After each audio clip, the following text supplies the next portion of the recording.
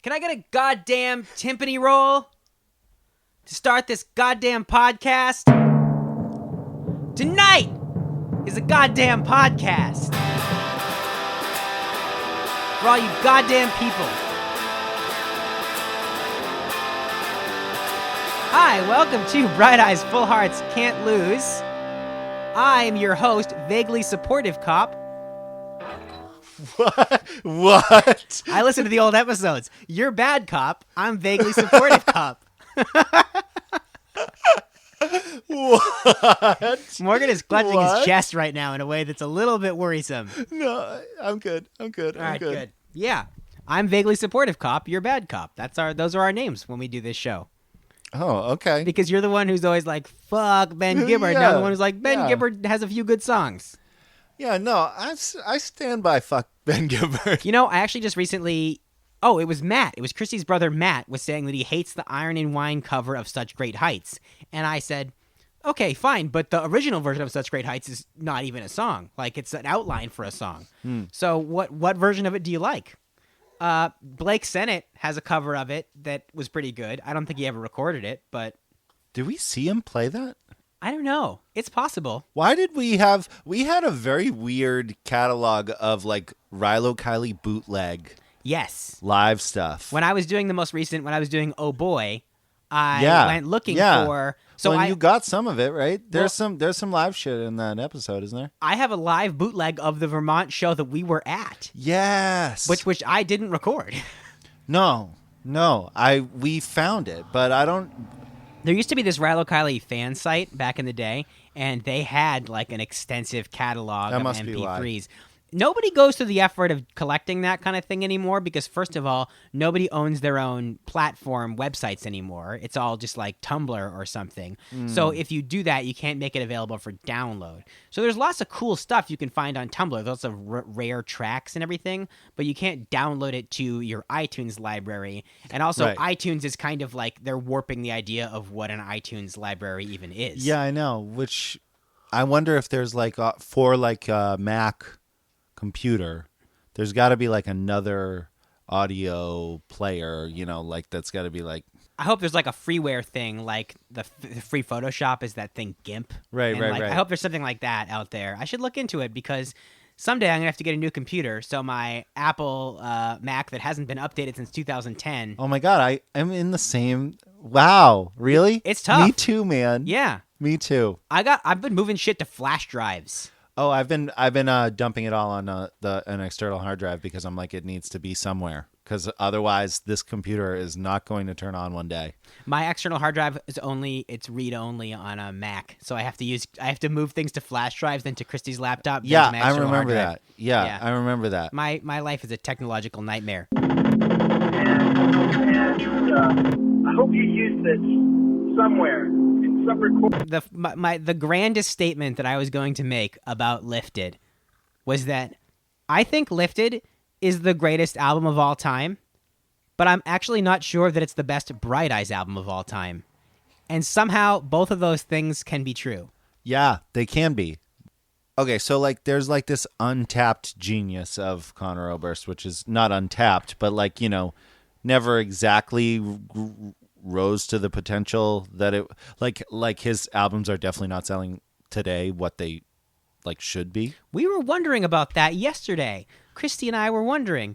They like, you know, when. But do you think he sells more concert tickets now than he used to, or do you think he sells fewer concert tickets now than he used to? Like, and concert tickets being the way that all musicians make money now. I think that he is smart about how he plays, and that's why he probably sells the right amount. That's the whole bit with Iggy Azalea had this massive failure of a tour that they started selling tickets for and scrapped because the ticket sales were like embarrassing. Demand wasn't there. Yeah. She was picking too big of a stadium. Yeah. You know, too. Like, you got to know the difference of where you're at, you know? And him playing the House of Blues is like he's going to sell out the House of Blues. Or he's not going to play TD Garden. Yeah. And never would have, though. That's the thing. I think he would have. You think back in the Lifted days? Yeah. No, not in Lifted. Like, like Wide Awake. Wide Awake It's Morning. Yeah. Maybe. I don't know. I mean, he never did, but you're saying he could have. There could have been a version of Conor Oberst that would have. Yeah, I mean, we saw him at Meadowbrook. Meadowbrook is very, like... I guess TD Garden, he would have to be... He couldn't headline it by any means. No, he plays big festivals. Yeah. Those are probably the largest crowds he's ever played for. But that's true. Well, and I'm thinking, too, of, like, Wide Awake It's Morning tour. He was playing the huge festivals that year. Yeah. Like, all of them, you know? I guess it's no longer really useful. The following, like, year and a half after that album came out. I mean, the fact that Billboard scores use YouTube plays is definitely speaks to the fact that there's pretty much no reliable way to gauge artistic success anymore. And so I don't know what any of it means. You know, it's like trying to compare like movie ticket sales into, like, you know how they always talk about how like Avengers is like $1 billion or whatever, but in 1973 dollars, like Jaws was still a bigger movie or something like that. That's what always happens.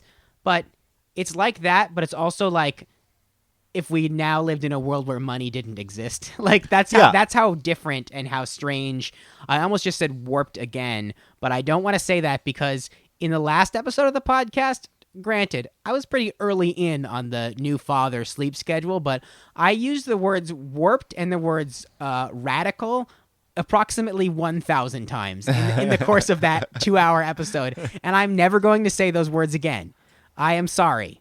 I'm going to add new words to my vocabulary.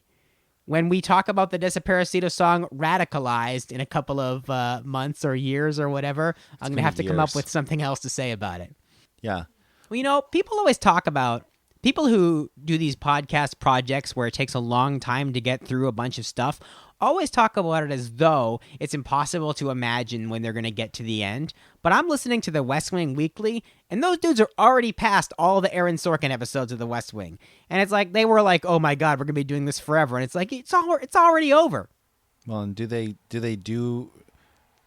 take weeks off? Yeah, they do. I mean, because you could figure out however many episodes you're going to have is going to be... I think they originally said it was going to be like a 4-year project. But, I mean, I don't know. I guess 4 years in podcast time doesn't seem like that much to me.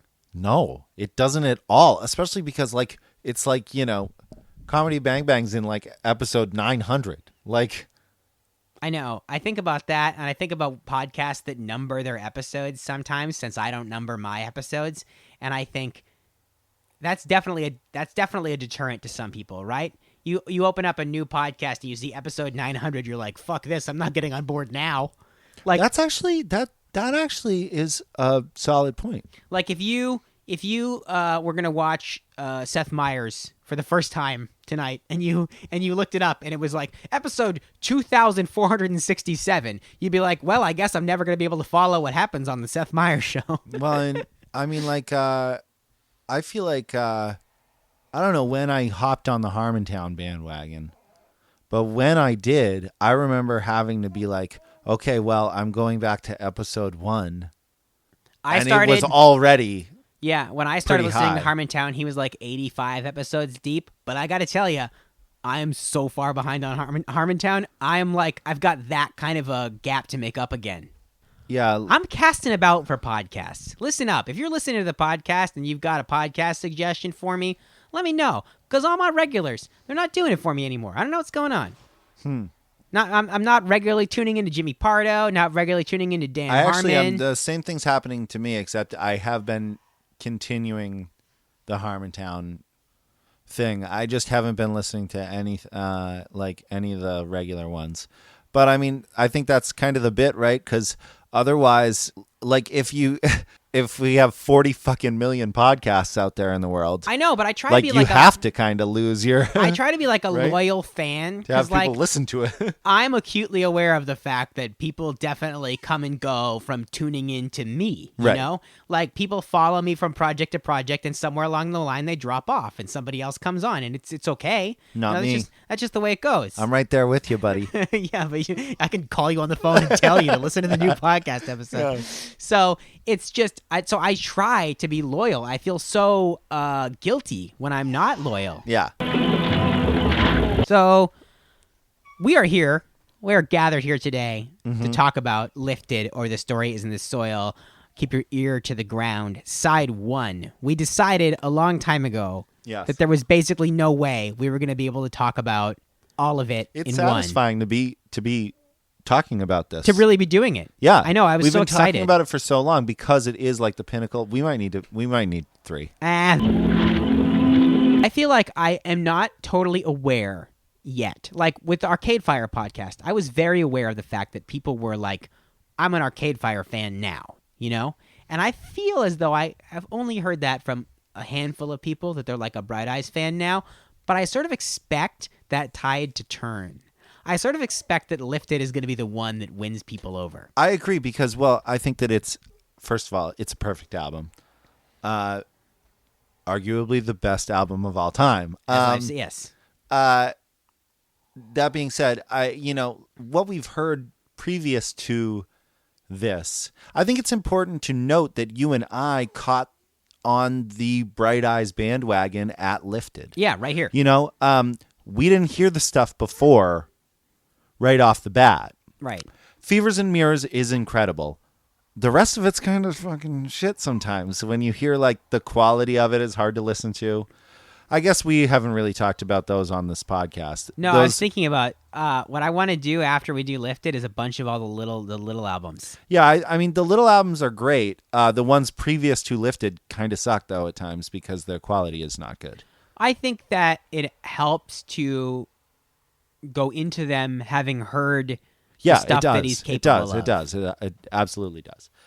So Lifted's where it starts. Yeah. And like Lifted is where it blooms. Like it's very much the album that we all thought was, I mean, it was like our, it was our fucking Bible or whatever, yeah. Everything I have ever. It was the text. Yes. I was thinking about like the end of The Big Picture. There's a bunch of stuff that happens at the end of The Big Picture that they're moves that I've been ripping off for my whole life. Just little editing moves and everything. So, unfinished business from our previous episode. Yes. First of all, I apologize for saying radical so many times. Second of all, the best name for a Titus Andronicus podcast obviously would be The Airing of Grievances. Oh, yeah, that is. But people would confuse it for a Seinfeld podcast, so you have that.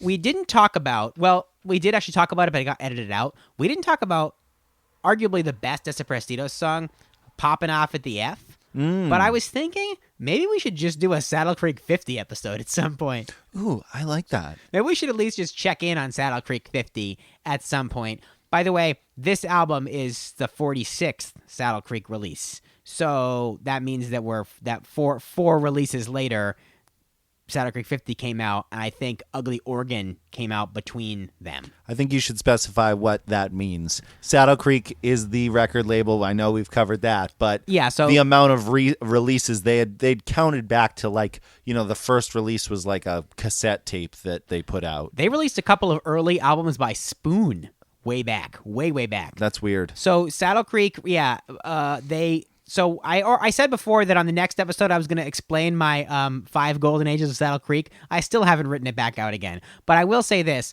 The golden ages of Saddle Creek started somewhere in the late 30s in terms of their release count. So Lifted is the second golden age. Yeah. By 46, we are an established indie label.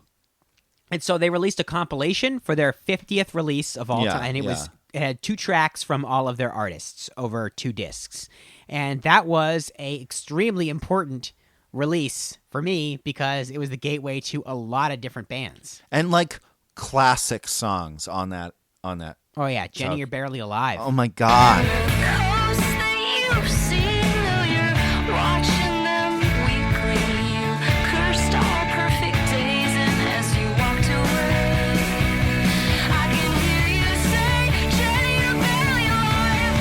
Can I just stop us and just say Titus Andronicus is the best band. I've been listening to them all week. Like, it's just such great music. I just listened to A Productive Cough all the way through again recently, and it was great.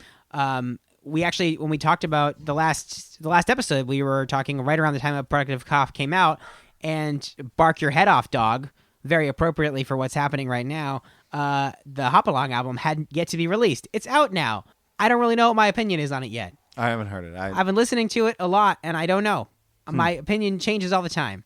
I'm learning to withhold judgment because I really, and I'm not saying I don't like this Hop Along album, but I really didn't like Mass Seduction, the Annie Clark, St. Vincent most recent album, and I'm all about it now. Yeah. Took a while, but I'm all about it. It is good. I like it. Yeah. So we'll talk about Saddle Creek 50 as at least part of I like some that. You know what I think we should do is, instead of doing it like a regular episode, we'll go through each song or whatever. We'll just play it like whatever. And we'll talk about, whatever. Yeah. And it'll just be like a playlist kind of episode. That could work. Where we could, but I guess I was just trying to come up with a way that you could actually like blast through that much. Yeah, it's like 50 songs. It's 50 songs. Yeah, so that's true. Oh my God, it's a lot. Yeah, I think it's 50. I think songs. It's 50 songs. I think you're right. So it might have to be like that. But okay. Anyway, so I wanted to say. Sorry, you were going to say something? No, I guess we can't do a Marvel check-in because like it hasn't been long enough to. It hasn't been long enough. That's true. I know. I was thinking about that because I was looking somewhere online today and I saw an Infinity War spoiler, which is fine because I've seen it now, and that's why I didn't look at the internet for a week. But I was like, too soon, man. Too soon. What pleasure do you get out of doing that? People who post that type of shit. What pleasure do you get? I follow a lot of comic like Instagrams, and they are posting things that like I almost started to describe as something. Yeah, they are posting things that are like spoilery, and I have seen some comments in it being like, "What the fuck, dude?" Yeah, I think, and I've seen. I'm a big, if I see someone on Twitter or something like say that it's fair to post spoilers about something after like the weekend that it came out, that motherfucker gets muted, man. I've muted a bunch of people for saying shit like that because I don't get it. You have to be respectful of people that have stressful jobs, difficult financial situations, young children, all that stuff. Takes a while, man. You got to give them like a couple months. I honestly sometimes feel like the window for spoilers shouldn't even be until after that shit comes out on iTunes. Yeah, sort of. Yeah. I think that even after, like, sometimes things come out on iTunes pretty quickly. 2 weeks after it hits Redbox. Like, yeah, like, I feel the same way. I think that if you were to spoil something from Infinity War right now, it is still too soon. No matter what, I'm hearing a baby crying. Yeah, I know. It is. It works for a lifted episode. We can have it in the background. Yeah. It is. It's too soon for anything because it's too big of a movie. Yeah, you know? You can't do it. You got to let people go and see it. You can't. You gotta be respectful of everybody's experience, and you gotta also remember that your fucking opinion or your fucking joke is not as cool. You know what I mean? Like it took the people that made that movie a couple fucking years to put it together. I don't give a shit about the tweet that you thought of while you were driving to work. Well, and keep it. And it's just not. Write it on a piece of paper and stick it into your sock. By the way, go to movies with your friends so you can talk to them about it. Yeah. Duh. Yeah. Fucking duh. You want to cure spoilers? Be a friend to somebody. Go to the movies with them.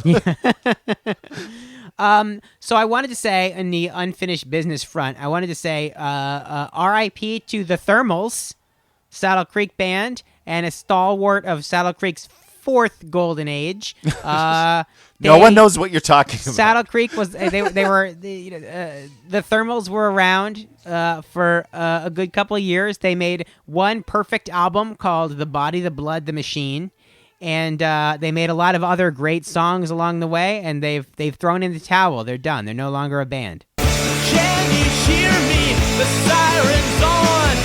Let the water run. Leave the lights on. Tough to be a band right now, you know?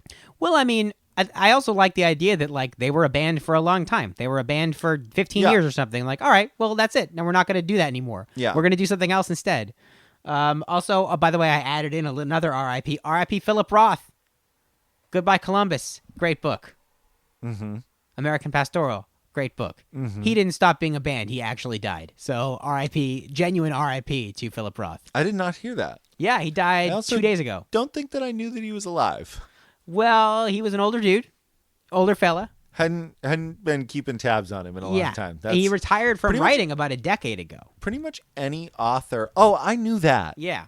I knew that. I think pretty much any author in general, you could be like, oh yeah, he's dead. And I would be like, he is? Like, really? Well, like, I would not, no. Tom Wolfe and Philip Roth, 1-2, right after another. I did know that Tom Wolfe died. Yeah. I'm such a dick. The minute that Tom Wolfe died, I went on Twitter and I searched "You Can't Go Home Again," which was written by Thomas Wolfe, who was alive like about a century before Tom Wolfe, because I knew people were going to make that mistake. And I found so many tweets. People were like, "You can't go home again. R.I.P. Tom Wolfe." And I was like, wrong Tom Wolfe, you dumb shits. We can never go home. We no longer have one. Hey, buddy. Clearly there. Hey, Arlo. There's a baby in the room. So this is something you and I said afterwards. We were like, oh my God, we didn't talk about this, which is that Adam Scott and Scott Aukerman stole our bit. About moving bands? Yeah. I know. After we changed our show, which was based on their show. No. Our show was based on their show. Then we changed our show to be about Bright Eyes. Then they changed their show to be about REM, which, by the way, in terms of the SAT question, this is to that as this is to that type thing, completely fucking tracks. Mm-hmm. Yeah, U2 is to Arcade Fire as Bright Eyes is to REM, for sure. Yeah, that's true. It's like REM's like the art version of it. And the very prolific. Yeah. Compared to U2 and same as compared to Bright Eyes. Weird. I hadn't thought of that. I also, they definitely stole our bit. And, I mean, it's just kind of nice to know that we're making a mark, I'm really looking forward to. I haven't really listened to Are You Talking REM? Me either. Me, but I'm actually really looking forward to it and like getting into REM because I think I really could. I think I could too. I mean, like just based off of the hits, like REM's good. Losing My Religion's a great song. I had a best of in high school. That was like a good album. Yeah. I remember the dude at the record store when I bought it being like, "Oh, fucking right, man. This just came out." Like it was like a compiled best of. Yeah. Like special edition kind of thing, and he was like, "Oh, fucking yeah, dude." REM. I was reading someone on Twitter the other day saying that REM is probably the greatest American rock band, and nobody ever talks about it.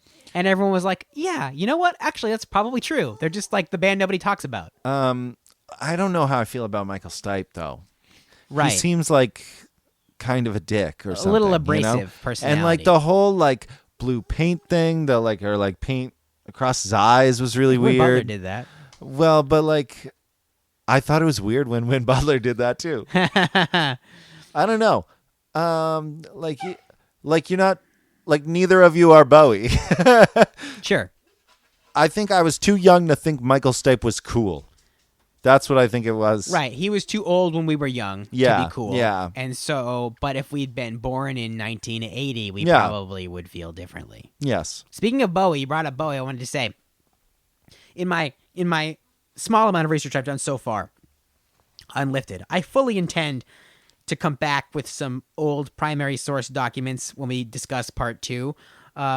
But I read a review of Lifted from August 2002 when it came out, and they said, in the review, Conor Oberst has already released one of the best albums of this year, Read Music, Speak Spanish, with his other band, Desaparecidos, and they said that it was the greatest 1-2 punch since David Bowie released Low and Heroes in 1977.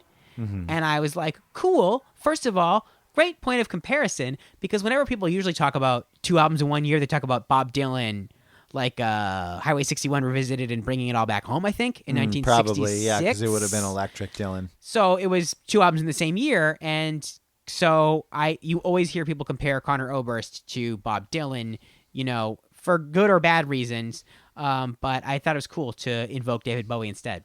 I'm happy to have that in my back pocket as another reference I could pull out is, hey, well, David Bowie put out 2 albums in 1977. Mm-hmm. And now you, listener, can do the same thing. Maybe you already knew. Why didn't you tell me? Yeah. I realized it was Saturday, and that's why the sun was shimmering. So I heard about Bright Eyes around the time that Lifted came out. So around August of 2002, I was the drummer in a Christian rock band called Vertically Inclined. It was going fine. We were in the process of splitting it off into a punk band. The guy that I was leaving that band to start a punk band with was the brother of the person I'm now married to.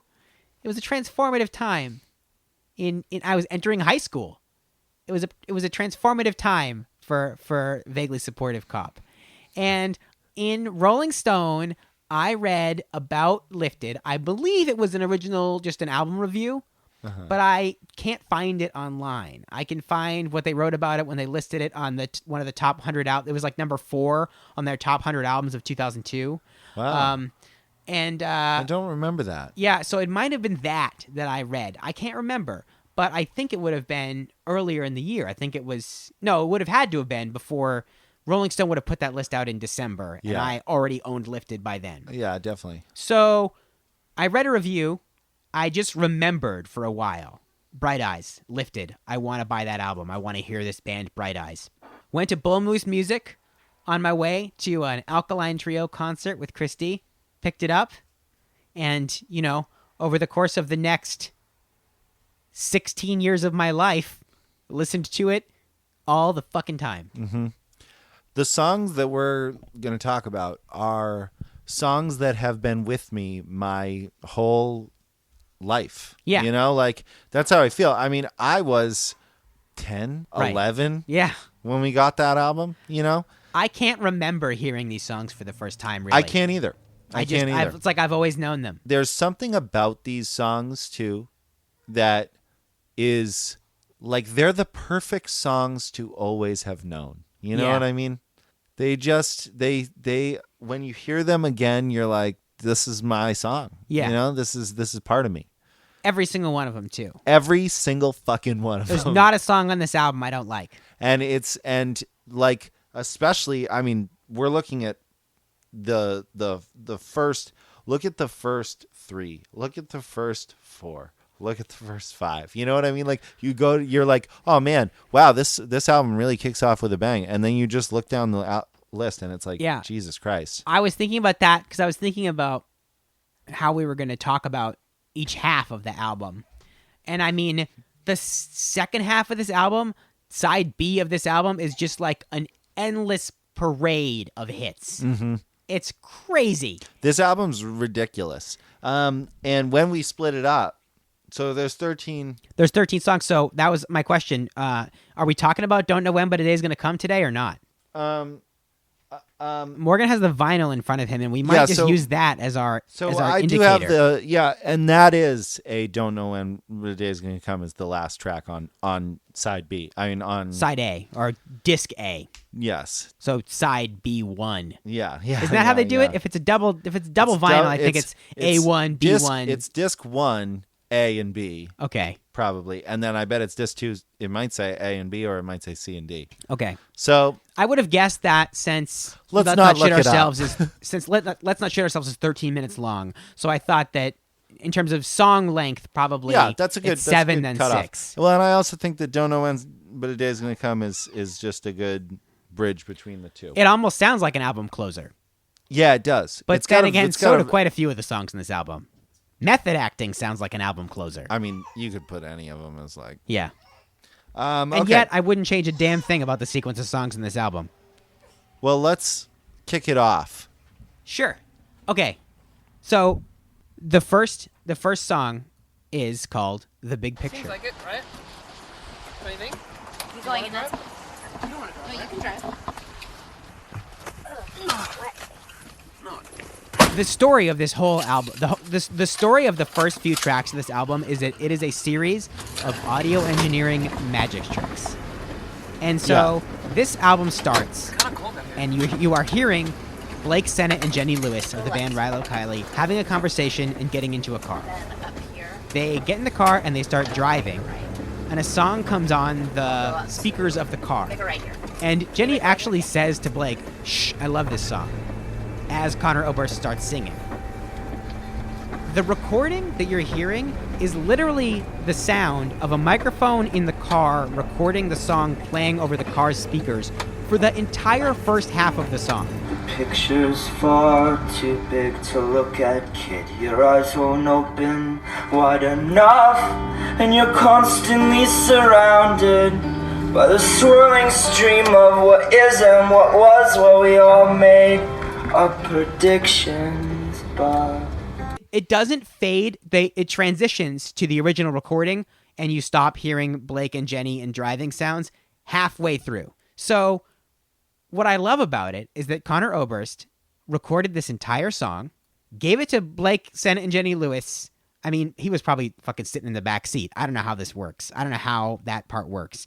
But had them listen to it while driving, and that's literally the recording that he uses. A recording of his recording. I mean, like, name me one album that you can even talk this way about. Like, in that there is a recording within this first song where you have to explain it, you know, like where there's a scene set. And we're not even done. Like, I actually think that sometimes when I listen to this album, it feels like it's taking place in a physical space. Because of the way it's recorded. I mean, Conor Oberst is, Christy and I were saying yesterday, Conor Oberst is the only person who records songs where it sounds like you're in a room. It doesn't just sound like a song. It sounds like a room and a song. He uses space as a tool, for sure, like with the way that he records. Some people might even say the space is another instrument. That's like saying, some people might say that the star of this movie is New York City. Yeah. Yeah, no, I mean, that is, it really is, and quite literally, space comes into play. I feel like a few songs. I feel like the sound of Blake Sennett and Jenny Lewis talking at the beginning of this album is tattooed on my brain. Yeah, I know. Me too. I actually used it in a video. I made a video a couple years ago that I am crazily proud of, that I feel like nobody really paid that much attention to, where I took out all of the sound from everything that I shot, and I recreated all of the sound. It's all fake. So I had to recreate or use stock recordings of like blowing leaves and cars driving on gravel and all this other stuff. And so in scenes where it looked like Christy and I were probably talking, I used this audio of Blake Sennett and Jenny Lewis talking to each other. And it felt right. It felt right hearing Blake Sennett's voice substituted for mine and Jenny Lewis's voice substituted for hers. Well, and it is. It's just like, I've heard this thing so many times. That's one thing that's a little frustrating about Conor Oberst at times, is the whole intro thing. When you want to listen to that song, but you got to sit through the intro. Like, it just so happens that the intro for Lifted is great. But like, you know, like his long intros, like sometimes are like upsetting. The first song because on it's like, Fevers and Mirrors, it's like a minute and 30 seconds before the song starts. This is a minute and 30. See, This is like a minute 40. Them talking is like music to me for some reason. it's like watching the first scene of my favorite movie or something. Do we know if he does the same amount of time every time? I don't know, because there's definitely different. Because Casadega is like over 2 fucking minutes. Casadega is crazy. So I was gonna say, that's weird that they're like the same amount of length. Yeah. The Big Picture is an awesome song. It is. I want to say Have we one more gone through anything about that? Yeah. I want to say one more thing about Blake and Jenny. Yeah. One more thing about Blake and Jenny, which is that it's funny to me that Conor Oberst and Jenny Lewis have never actually really worked together, save for little bits and pieces. Yeah. Like Conor does a verse on Jenny Lewis's cover of Handle with Care. Yes, that's the only thing I could think of. Yeah. I've been uptight and made a mess. I'll clean it up myself, I guess. Oh, the sweet smell of success. Handle me with care. Yeah, they... Conor Oberst did background vocals on Arms Outstretched. Yeah, and I was going to say, she's on some stuff. Isn't she listed in some vocal stuff somewhere along the way? I think she's listed as like vocal... On Lifted, she's only credited as voice on the first album. First song, I mean. Yeah. So apparently, I watched an interview a long time ago where Conor Oberst and Jenny Lewis were talking to each other. And they mentioned that they originally did collaborate on a bunch of recordings that never came out that later became the songs on Digital Ash. Whoa, weird. So there was there's some other Conor Oberst or Bright Eyes album out there somewhere with Conor Oberst and Jenny Lewis singing those songs.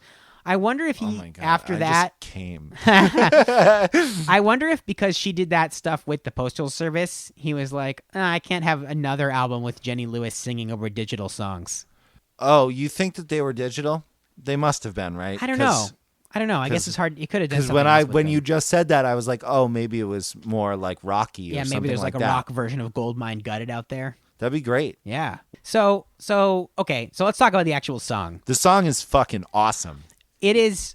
It's hard to say almost what some of the songs on this album are about because they're about so much. Yeah, there's a very broad. It's like this song is like the Tree of Life, the Terrence Malick movie or something. It's all over the place. It's yeah, everything. that's really true. There's been a great deal of discussion, yes, about the properties of man. Animal or angel, you are carved from bone, but your heart is just sand, and the wind is gonna scatter it and cover everything with love. That is very true. I actually was sitting looking at the lyrics to this song recently, and it was like that. I had that same kind of thought where it was like, it really is like, it's the text, man. It's the text. You know what I'm thinking of is, did you ever listen to Shittown? To S-Town? No, I never did. Oh, man. You really should. I know. If you're bored with podcasts, dude, there you go. I should. You're welcome. Yeah. It's amazing. The dude is the dude that it focuses in on is like an older gay man. He's not older, but he's like, 50s, 60s, somewhere in there. And when he finally reads Brokeback Mountain, like later on in his life, it like wrecks him. It's like he's like, this is the thing. And he calls it the grief manual or something like that. And that's what this is to us. This is our grief manual. It reminds me too of. It makes me think of Walt Whitman, and like some of the Walt Whitman poems that are just like, he starts by just saying like, I celebrate this, and then all of a sudden he's like, he's traveled so far afield with the things that he's celebrating, and then he kind of brings it all back in. So people say that Conor Oberst is Dylan-esque, and a lot of other people really resist that, but I do feel like fair thing to say about this song. Did I write that down? Dylan style. You wrote Dylan style? Yeah. It's so Bob Dylan that it's ridiculous. It's kind of like just rotating around one chord. It's the repeated. It's not a repeated line, but it's a repeated melody. Right. Where the whole, it's cool if you just sit there, but I'm standing up. Yeah. Do you remember when we saw him play in the Somerville Theater and that guy stood up? And it was like, he gets it. Yeah. So there's a line in the song there. He says, so if it makes you happy, then keep kneeling, mama. But I'm standing up. And a guy was so moved that he stood up and he screamed the line, but I'm standing up. And we were all like, yeah, that guy gets it. Yeah, we're like, cool guy. Fun, I like right? him. It's the only time someone's ever been sort of vaguely disruptive of a concert, and I've liked it. But okay, he talked the thing that made me write down Bob Dylan was he says, "Don't go blaming your knowledge on some fruit you ate." Yeah, and I was looking up this stuff on Genius, the lyric website Genius. Genius is a fucking mess for this album. It's nuts. They interpret that as a drug message. As a line, I was like, "Fucking Adam and Eve, you dumb shit!" Wow. They're like probably a reference to drugs. So, yeah, I looked at the first two songs on Genius. How could you be like? I had to stop looking at Genius because I could feel it making me dumber. Yeah. I was like, I can't look at this anymore. Yeah. Well, you should feel free to edit Genius. Maybe. Go in there and be like, "This is what it really means." Maybe I should. You should be the guy. Maybe I should be. What I'd like is I want my own little, like, you know how they'll have like annotated by Rick Rubin. They'll have those pages of Genius. Yeah. I want like an annotated by Zach Little. I want my own little page. Let's do that. I have no idea how that website works. Can we just do it, or do we have to ask somebody? Is it like how people get the blue check mark on Twitter? You just have to beg somebody. So it turns out that having a blue check mark is not that cool. Get me a blue check mark then. You can do it. You just have to prove that you're reasonable, whatever. I don't know. But I think that bad shit happens to you when you have a blue check mark on Twitter. I was going to say 43 people follow me.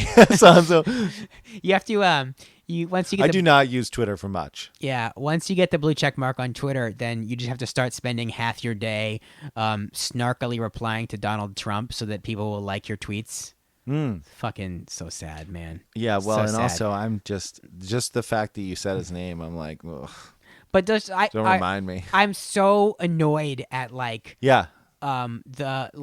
mainstream resistance, which is just like, I'm just gonna say mean shit. Well, and the Donald whole Trump pointing out his ridiculousness at this point is like, yeah, what did you expect? I don't know which I don't like as much. I hate. There's two varieties of Donald Trump replies that I hate so much. One is like weird compound joke structure, where they're like, oh yeah, Russia something, Stormy Daniels, whatever. And it's like, it's not Mad Libs, man. You don't need to pack as many different Donald Trump is corrupt references as you can into each joke. Just make one joke.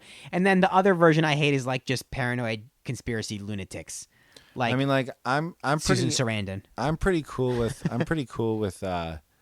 SNL for the most part, but like the stuff that they're doing is like I'm so over this thing, and it's like I love Alec Baldwin, and it's like Jesus, it's fucking.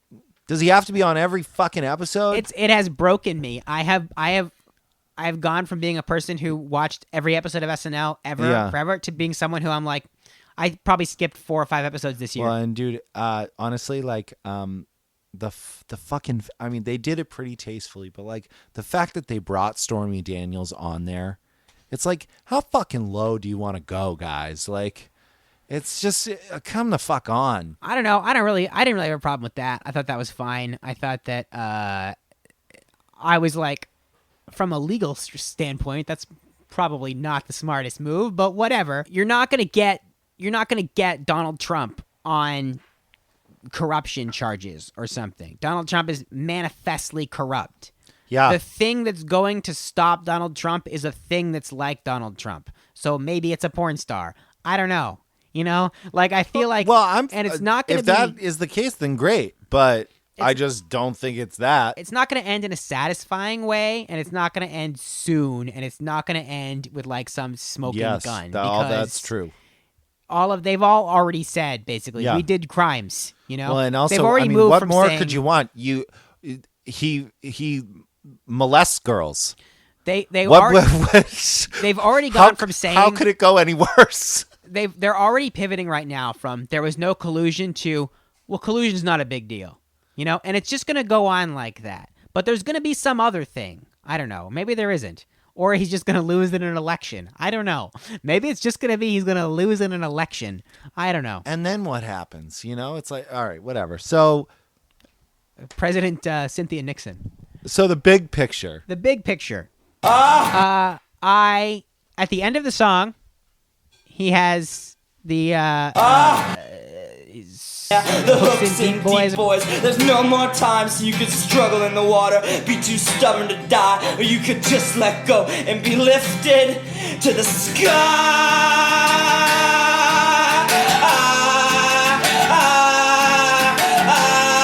Cuts off in the middle. Immediately to the sound of someone walking through the woods, and then there's a bunch of static and answering machine messages, and the entire audio aesthetic of Zach Little was born in that exact moment. Yeah, I mean, that is like, it's like just the perfect intro track too. We always talk about intro tracks. This is the fucking intro track. It's great. This is what established in me that your intro track needs to be different, or it can be, you know, it can lay the groundwork for the whole album, or it can fucking, you know, like the and Lifted kind of somehow, I mean, Big Picture somehow kind of does both. It's like a big, weird, different track, but it also is like an overture for the album. It does it all. Yeah, it does.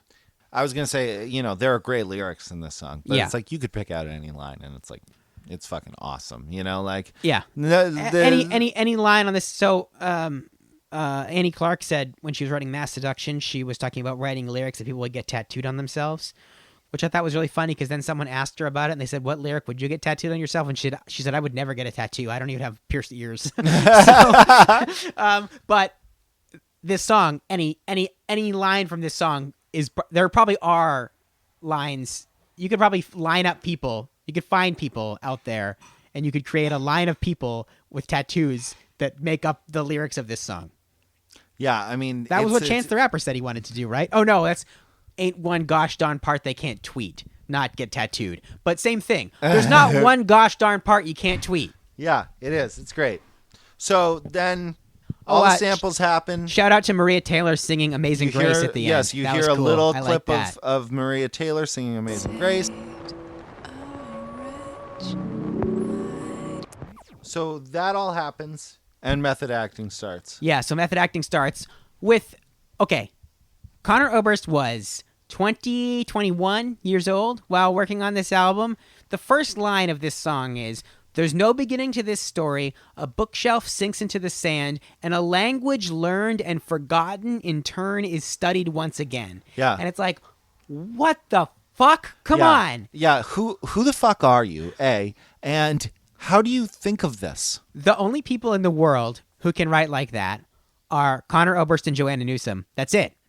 And Jay-Z a little bit, but not quite. Like Jay-Z, because it's about pure syllabic pleasure, and a language learned and forgotten in turn is studied once again.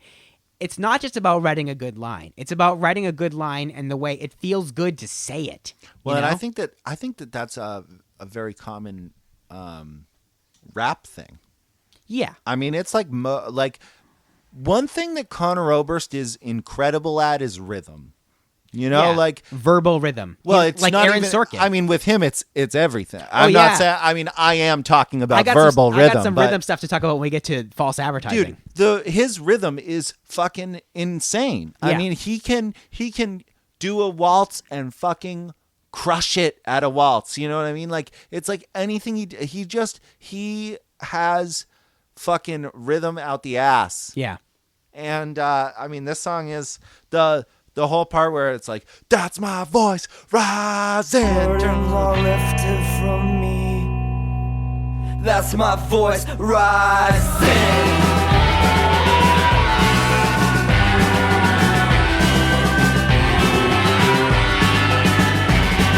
So this album is credited as not necessarily having a drummer, but having drum corps. Yeah. So this is like school band drums. Yeah. And I think it's most noticeable here, false advertising and Don't Know When But a Day Is Gonna Come. That's when you most hear the fact that there's like 3 or 4 snare drums. You know, it's not one person.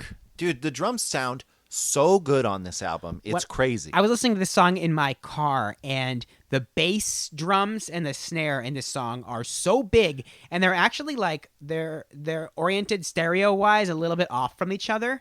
So you kind of hear like the bass from the right hand and the snare drum from the left hand, which again increases the feeling that you're listening to like the room where it's happening. Mm-hmm. I just accidentally made a Hamilton reference, and I don't even like Hamilton. Well, I took history class. That orchestra, that, you know, this huge fucking band. And the sound of the song gets bigger and bigger and bigger. So I've made peace with the fallen leaves. I see their same fate in my own body. But I won't be frightened when I'm awoken from this dream and return to that which gave birth to me.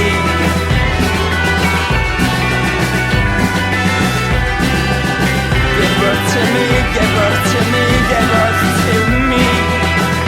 And like it can't help but make you feel wrapped up in it, because it's like it feels like it faces you, and it like, you know, does a half moon in front of your face. Yeah. Like that's how the band feels.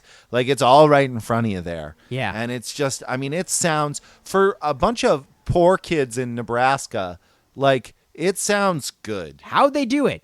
It's crazy. How did they do it? And when you see that there's only like one violin player credited on the album. So that's layers and layers of violin and other French horn and bassoon and all this shit. Mike Mogis is all over this track. I don't know for sure because of the way that it's credited, but I'm almost certain that the electric guitar and the mandolin that are going throughout this whole, they're both pure Mike Mogis off the chain wailing. Yeah, they sound so good. That dude can rock a mandolin. He destroys a mandolin. That's the kind of the secret to the song. The song has giant, huge sound, but what ties it together is like this crazy picked mandolin. Yeah. It's weird. And one thing that is really incredible is how they layer these instruments and they're able to shine through. Yeah.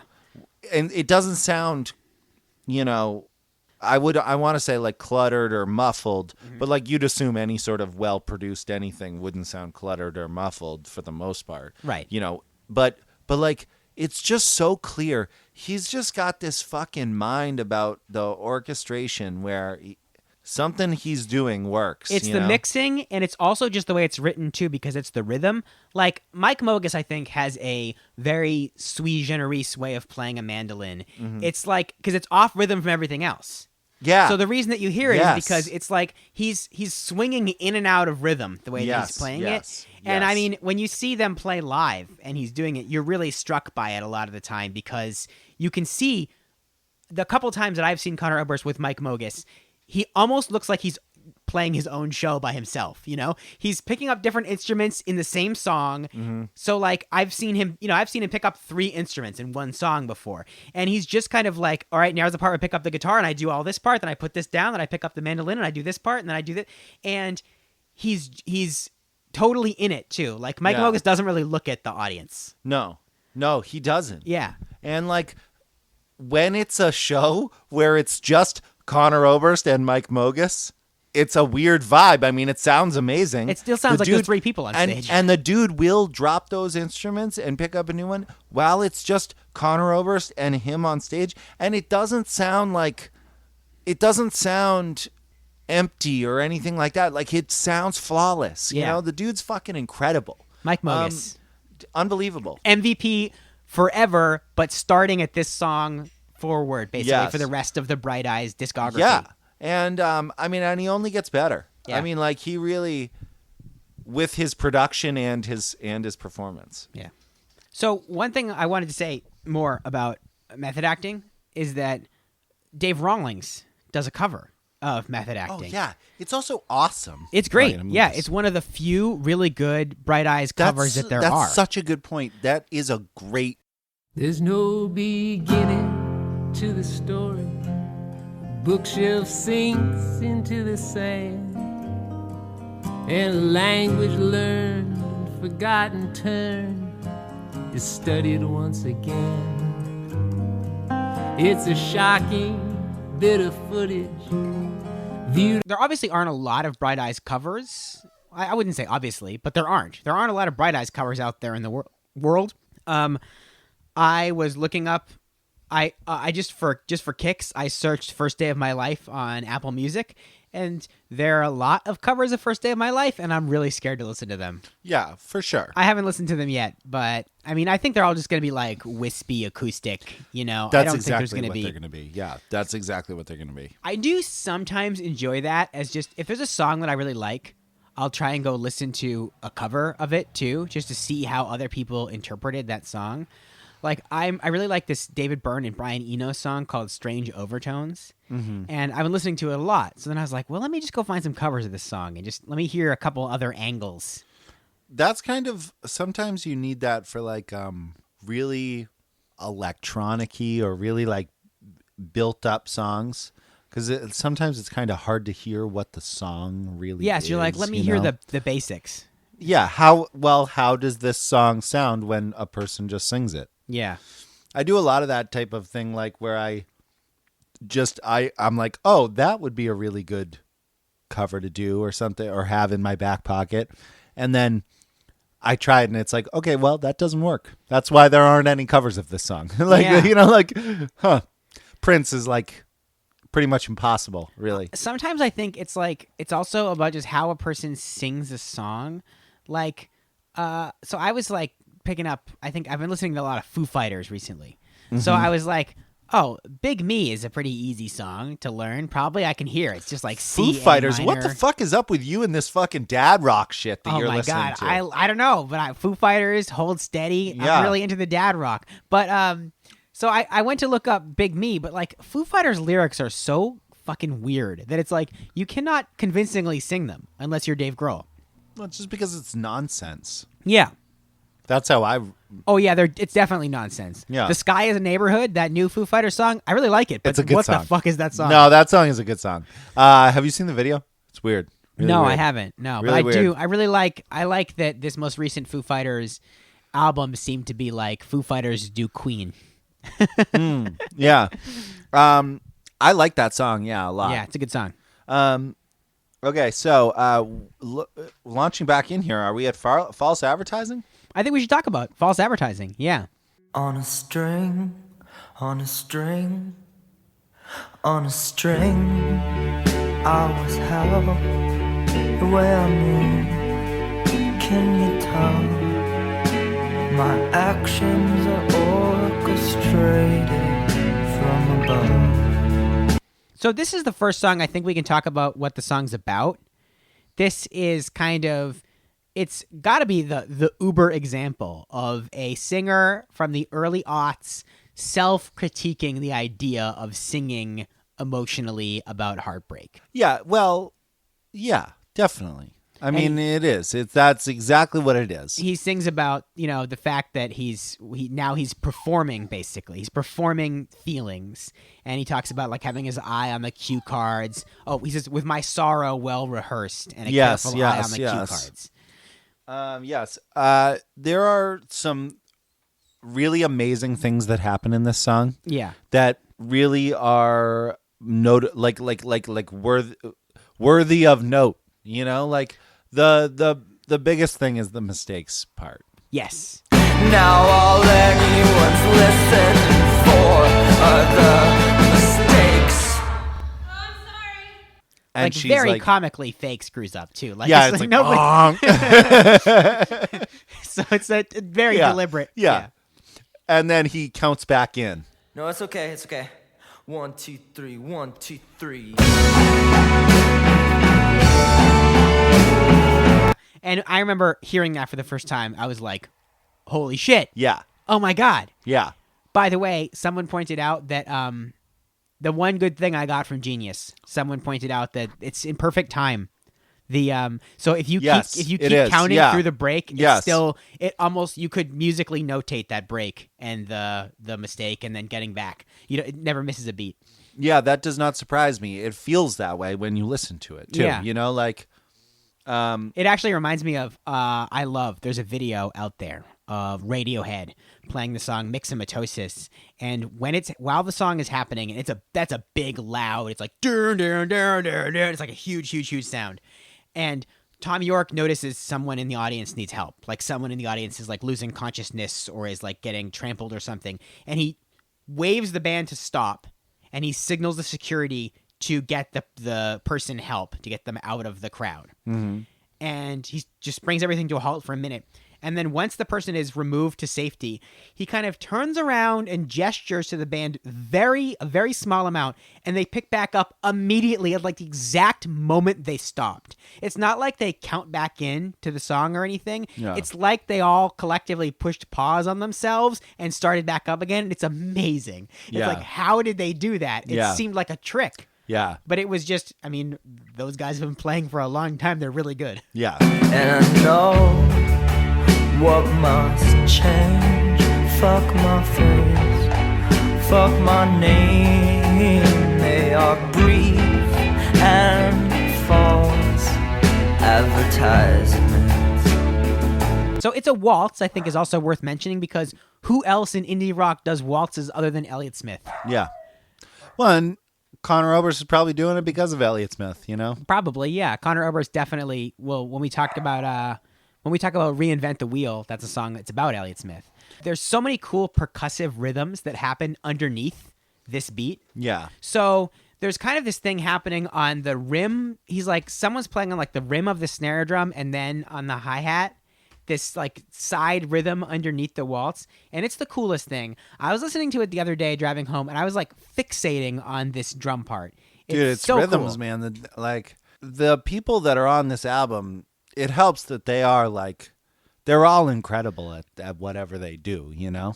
It makes the whole accomplishment of the album sort of more awe-inspiring, because it's not like it's just one virtuoso doing this, and it's also not like another example would be like the Joanna Newsom album East is like, it's all Joanna Newsom with a little bit of background work from, I think his name is like something Van Camp. He's like a old 60s friend of the guy from the Beach Boys, and he did a lot of the engineering and orchestral stuff on that album. But it's like, so it's like a two-hander, you know? But Lifted is like a band of 30 fucking people making this thing happen. And It's true.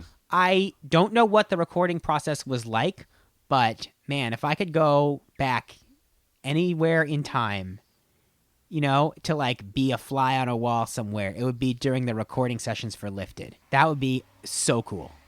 I mean, it is. I mean, I'd also kill Hitler or whatever, but like, then well, I still had a couple of minutes left in the machine. I'd swing by Omaha in the winter of 2001 or whatever it is.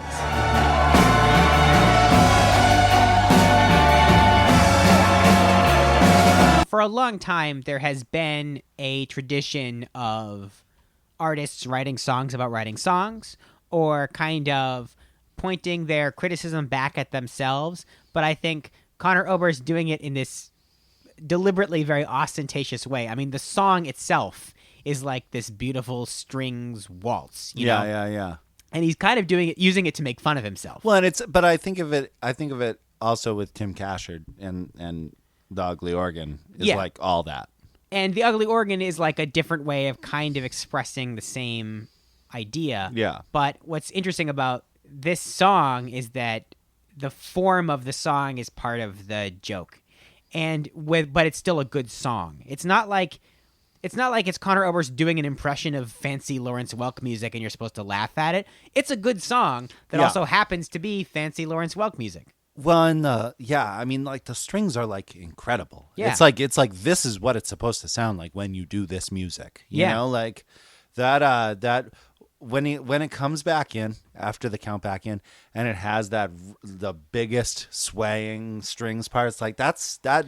Nothing sounds like that. Yeah, and by the end of the song, he's kind of just yelling in the background. Yeah, which is incredible. Yeah. It's like it's so satisfying.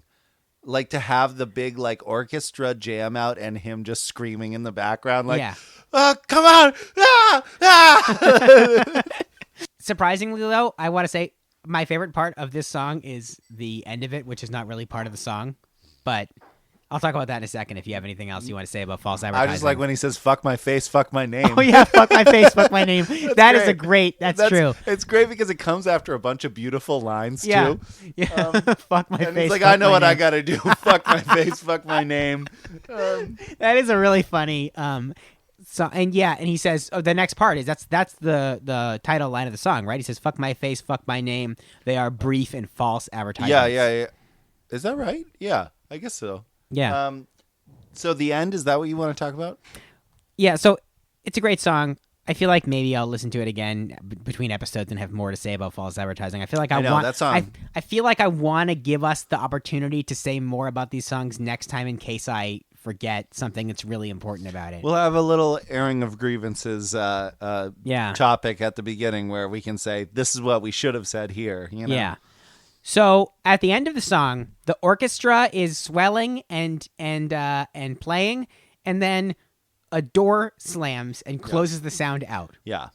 And Conor Oberst. Well, it's the cheering at the end. Oh yeah, people start cheering at the end of the song, and so Conor Oberst closes the door, walks across the room, sits down, and starts playing the next song. Yeah. And the weird part about it is that it literally sounds like that's what happened. Yeah, like that's really how they recorded it. Yeah. Like he got 100 people to come and play false. He didn't, but he got like 100 musicians to come play false advertising in a big theater.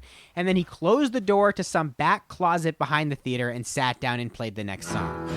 And it feels real.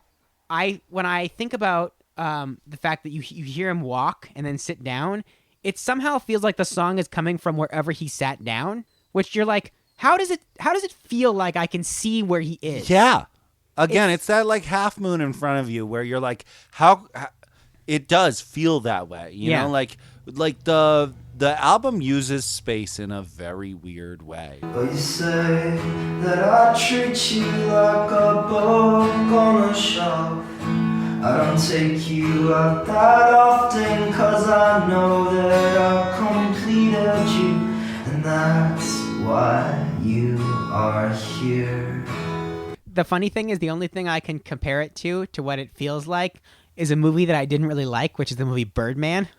I've never seen Birdman. Well, it takes place in a theater, and it's all one shot, so it's like one thing happens, then a character walks into another room and they close the door and a different thing happens. Mm-hmm. And the best thing I think Birdman is very stupidly written. I think it's very dumb and pretentious, but I do think it feels like the sense of space in that movie is very real and very specific.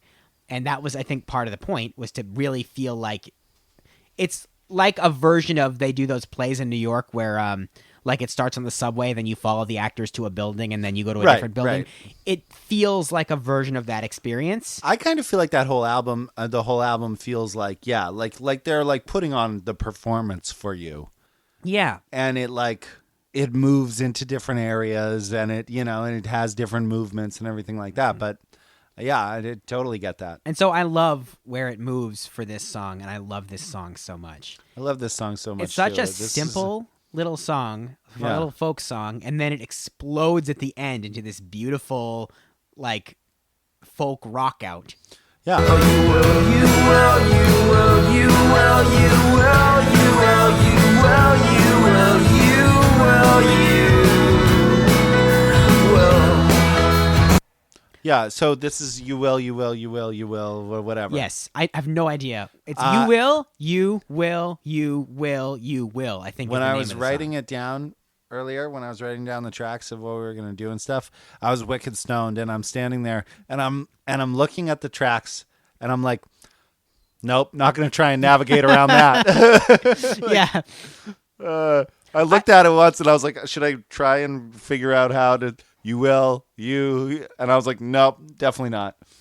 I'm a kind of person that gets excited about track names, you know? Like, I love when artists ahead of time will release what the names of their songs are, or the other thing that happens now sometimes, like, there's a new Dirty Projectors album coming out, and if you look at it in Apple Music, all the tracks are listed, but only the single is the one you can play.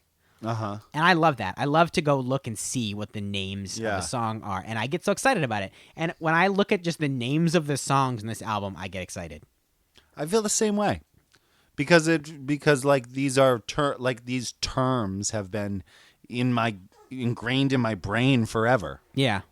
You know, like when you see it, it's like, oh man, there's my song. Yeah. So I feel that way about this song too. I know. I love like the imagery of this song. Yeah. You know, the opening line about you say that I treat you like a book on a shelf. Yeah, I mean, like every line in this song I feel that way about, though. You know, like great opening line, but again, like I feel like everything about it is it's just really, it's an incredible song. I love the kind of the perspective that it has, where it's talking about, you know, either a relationship that's over or a relationship that's not doing well or something, but you can kind of feel that he sees both himself and the other person sort of equally, and he gives them like all the good lines, you know. And that's interesting. I like that. And there are so many good lines. I love you're a boomerang. You'll see. You will return to me. Everything that he says in this song is like, the imagery is just perfect. It really, like, man, it's like, I want to like list all the lyrics, but it's like, just listen to it. It's just such a great song. I do want to talk about the way that it's recorded. I did talk about it on a very early episode of the last podcast, but he's sitting there singing. Yes. And it seems to be like legitimately one take guitar and singing. I don't understand how you do it otherwise. But then over time, like bass and claves kind of creep in the background. Yeah, the claves, when they start to come in, you're like, oh, so what I thought about this song is not everything that I know about this song. You know, like, and it kind of starts to like, dun, dun. Yeah, it signals to you that something's going to happen. happen. But yeah.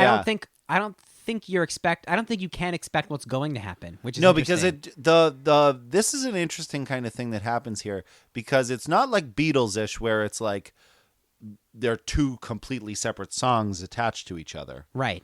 You know, it's the same song, but it goes from being one thing to like a completely different version it goes 0 of to that 60. thing. Yeah. You know, like it really is a very different.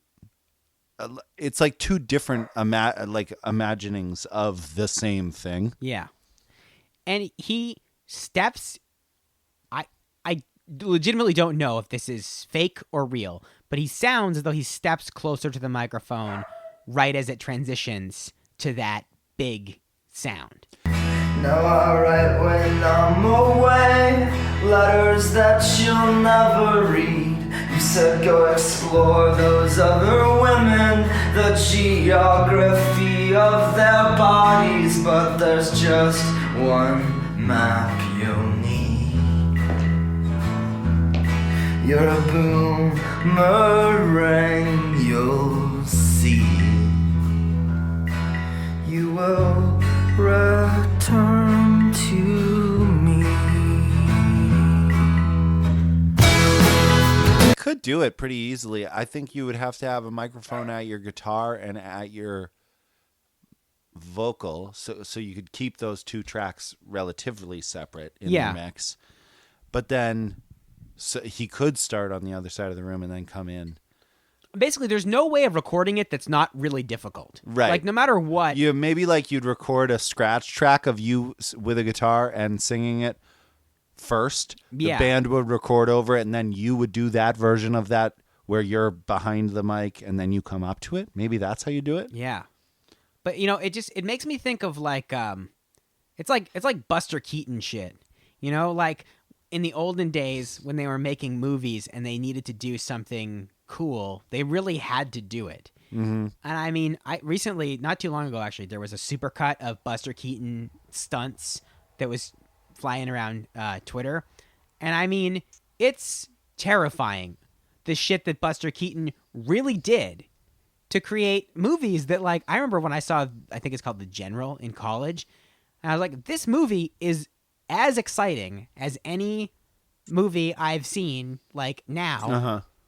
It has that kind of pace, and he really does all this shit, which is funny because now Johnny Knoxville is kind of doing that with this Action Point movie. Jesus Christ. And I'm like, but like people are like, I don't get it. It's a fake movie, but he does real stunts. And I was like, well, he's like, yeah, he's doing Buster Keaton basically, but he's like, he's Buster Keaton shoving something up his butt, you know? Yeah. I didn't know that was a thing until like yesterday. I saw a teaser for it or whatever. Yeah. And I was like, oh, this is still going on? Like this is still a thing that I think he's finding new ways to do it. I think that's one thing that's cool about Johnny Knoxville is that he keeps trying to port the Jackass thing to something else. He's like, well, he tried like just being an actor, and he's like, that's not going to work. I'm Johnny Knoxville, you know, like I got to get shot wearing a bulletproof vest or something, or I'm not Johnny Knoxville. So what are the other ways I can do it instead of just making a Jackass movie every 3 years? Can I just say that I think that this is the perfect example of where I'm bad cop and you're what? What are you? Vaguely supportive. Yeah, like you're. Well, I think one thing that's cool about Johnny Knoxville, that's what you just said. I think Johnny Knoxville's cool. I have always thought Johnny Knoxville was cool. I mean, Jackass, but the thing that got me out of the path that I was on was Lifted. But up until I heard Lifted, I was like gonna make skate videos, you know? Like that's the shit I was doing. That's true. So, although, you know what? They would have been the best fucking skate videos of all time, man. I mean, they already, after I started listening to Lifted, my skate videos started to get pretty arty. Yeah, you know? yeah. And, I mean, maybe not as much as Spike Jonze's skate videos. What was the one with him? Yeah, right? Yeah, right. Everybody should look up. Yeah, right. The green screen skateboard thing is still cool. Yeah, it's still cool. They green screened out skateboards, and they also green screened out skateboard ramps so that like skaters would just like. It looked like they just shoot from the ground into the sky. It was amazing. It was really funny, and it's like I've seen the cuts on YouTube. They're on YouTube. Yeah. Watch that, motherfuckers. Yeah, it's great. It's a good skate video. All right, so let's get to Conor Oberst's "Born to Run." You know.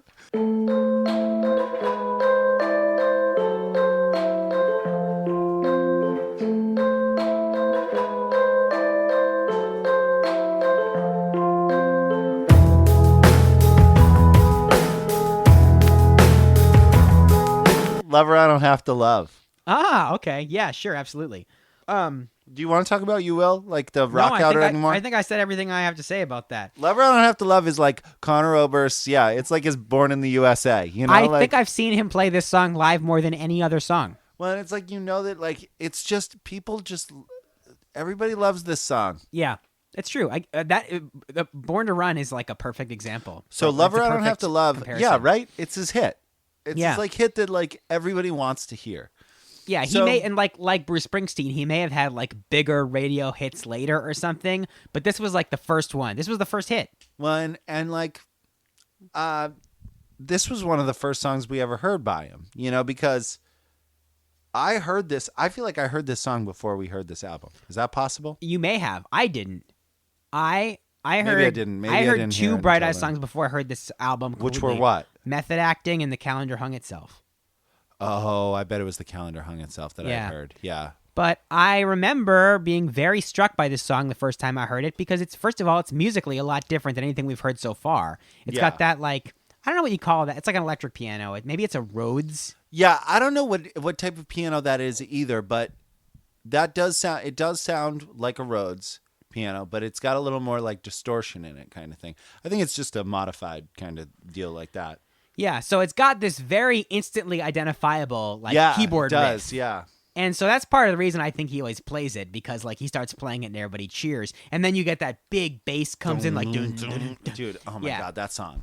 It's a great song. Yeah, it's it's like, and the thing with Lover I Don't Have to Love is like, I think that we went through like a period, or I went through a period where I was like, Lover I Don't Have to Love represents old Bright Eyes, and I'm with new Bright Eyes. You know, like after like when he was still trying to do like different things, and people were being like, why can't he just do that? You know, like why can't he do Lifted again? Sure. You know, and it's like, well, because he's moved past. Like there was a fan base of Bright Eyes people when he was moving on. When he was, you know, down the road from where we are right now, where people really did just want Lifted again, you know? And I think we probably felt that way at times. And the weird thing, though, is the people that just wanted Lifted again didn't necessarily want the big, epic, sweeping Lifted. They wanted Lover I Don't Have to Love. Or Waste of Paint. Yeah. So, but like, I don't know. I feel like one thing that's a little bit weird about this song is that this is an album that has, it's like, sad stuff leavened by uplift, and Lover I Don't Have to Love doesn't really have any uplift. Like it's just kind of a downer. No, but it's like, but it's like a party downer. Yeah, it is. That is exactly what it is. Yeah. It's a party downer. That's what it is. I bet you out of a crowd and talked to you. Said I liked your shoes. I said thanks. Can I follow you? A party downer. That's a perfect name party for it. Downer. That's our podcast about Adam Scott. About all of the movies that Adam Scott is in where he like plays someone who's like depressed or suicidal. And we go through which is most of them. Yeah, that's true. Party Downer. It's about Adam Scott's dramas. Yeah. That's the first episode we're going to do is what's that? Winter oh no. I was thinking of Vicious Kind. Vicious Kind is what I'm thinking of. Yeah. Sorry. By the I way, get confused with Winter Passing, which is a depressing Zooey Deschanel movie.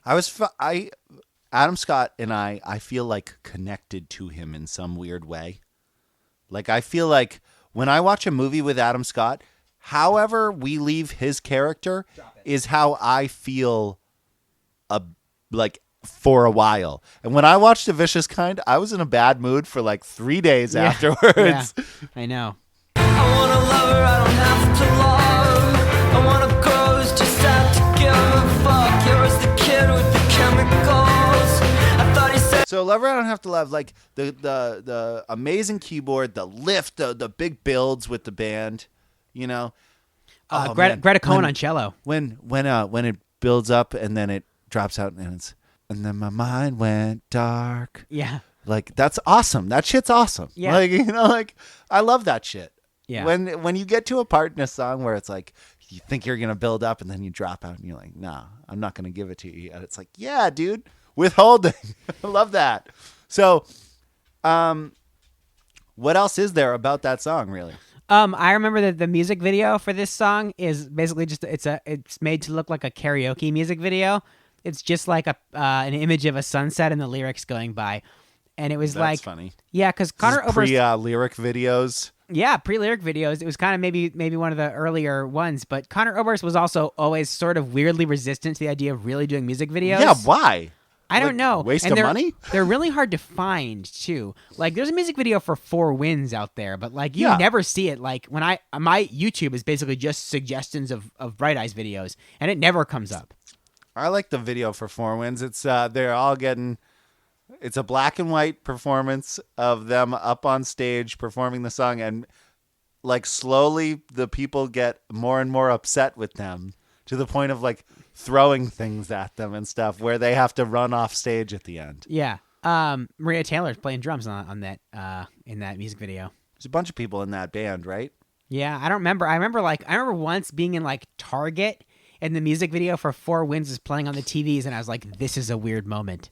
Yeah, but now, like, it's so funny how like the internet put commercial success into perspective, where it's like now if you were like if you heard one of your bands playing in Target, you'd be like, fucking right, get that fucking Target money, motherfuckers. Yeah, I know. Like, it's so different. It's different. Like, it's like, you, good for you, man. You made it to a Target video, like, or whatever. You know, obviously playing, it might just be a radio, but I mean, you know, like. Speaking of that, by the way, with music videos, can we talk about the fact that suddenly everyone calls music videos visuals? Like, I haven't noticed that. Is that a thing? Oh my God, yes. No. All I constantly see is like, see the new visual for Cardi B's song. It's like, it's a music video. Stop calling it a visual. I've not heard that, but unless you're doing 30-minute Michael Jackson videos. Clearly, I am the only one among us who follows Stereo Gum on Twitter because, God damn it, they're constantly saying... I just started following Stereo Gum on Instagram. Huh. Well, keep an eye out for it. They call music videos visuals, and so do a lot of other dumbass That's interesting. people. I've never heard that before. I don't like that at all. Yeah, it's like they're trying to irritate people to remember music videos. Well, and also it's like, why are music videos dying? I mean, I don't know what they are. This is America. I think they kind of, well, okay, this is America. Boy, we should have like what's our Childish Gambino podcast? Oh boy. It's called Because the Internet. What was that? Well, that's a good one. Because the Internet is actually good. That's good.